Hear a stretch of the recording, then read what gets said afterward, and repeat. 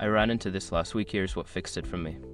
If you've accidentally deleted some pins on Reddit and want to recover them, follow these steps. Step 1. Open the Reddit app. Launch the Reddit app on your device. Make sure you're logged into the account where the pins were originally saved. Step 2. Go to your profile.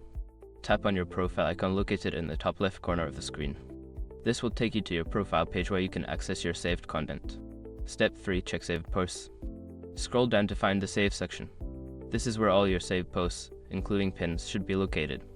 Step 4. Look for deleted pins. If you don't see your deleted pins, check if they were removed by the original poster or if they were archived. Sometimes content can disappear if it violates community guidelines. Step 5. Use third-party tools. If you still can't find your pins, consider using third-party tools or websites that track your Reddit activity. Some tools can help you recover lost content if it was saved previously. Remember, recovering deleted pins can be tricky, especially if the original content has been removed. Good luck, and I hope you find what you're looking for.